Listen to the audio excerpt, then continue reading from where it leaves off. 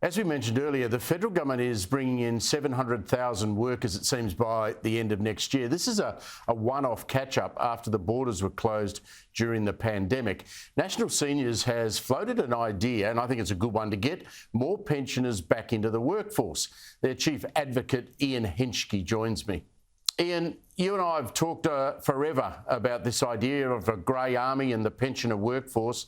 Was there anything along those lines in the budget that you saw last night?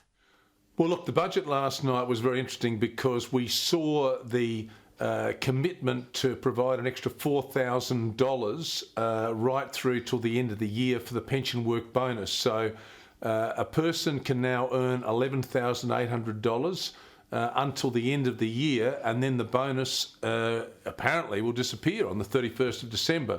So I think really what the government has to do is recognise that we've got to have a simpler system and a fairer system, and that's the New Zealand style system where you work, you pay income tax, and you don't have such a complexity that's there at the moment.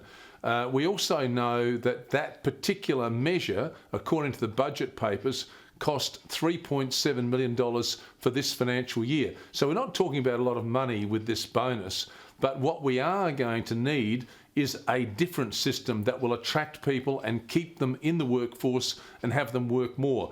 Every year, 200,000 Australians reach pension age, and we could keep more of them in the workforce if they were able to have their pension and keep working and simply pay what we say is 32.5 cents in the dollar, which is the model we put forward to the government. Well, you sound more optimistic than you have in the past about this. The former coalition government, they didn't seem very interested at all, Ian. When you speak with the relevant minister and put this idea up now, what is their reason for saying, look, we won't copy the New Zealand idea? Well, I think one of the problems we have in Australia is because we've got this very complex social security system, you actually get told by Treasury when you're in a ministerial position that we are making money out of the pensioners because when they work, they lose 50 cents in the dollar. So money comes into Treasury. Now, we're saying to Treasury, you have to think the other way. You have to look at older Australians as an asset, not a liability, and not look at the pension as some form of welfare. It's actually something that people can use to support themselves, and then they can work and then they can pay tax. The government's solution is to bring in 750,000 people from overseas. What we're saying is that in the community at the moment, there are many people who will work, and they will work more if you change the way that system operates. In fact, we did a survey at National Seniors at the beginning of last year. 20% of our members who were pensioners said that they would work more if they were able to have this style of system. If you engage with older Australians, see them as an asset, not a liability, they can actually help you save money.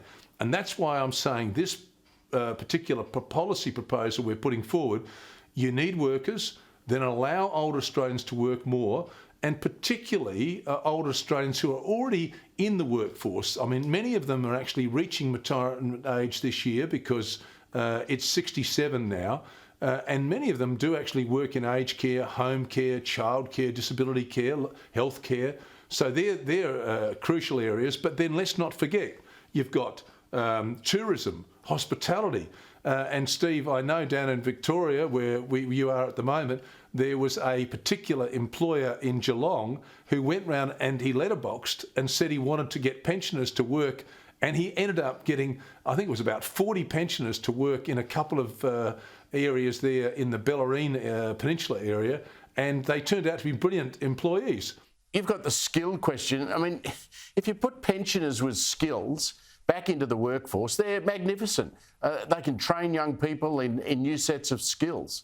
Oh, look, we need more houses built in Australia, and I was talking to a plumber the other day, and he was saying how he would like to pass on his skills to the younger tradespeople in that particular area. So you've got plumbers, carpenters, bricklayers, all those sort of people.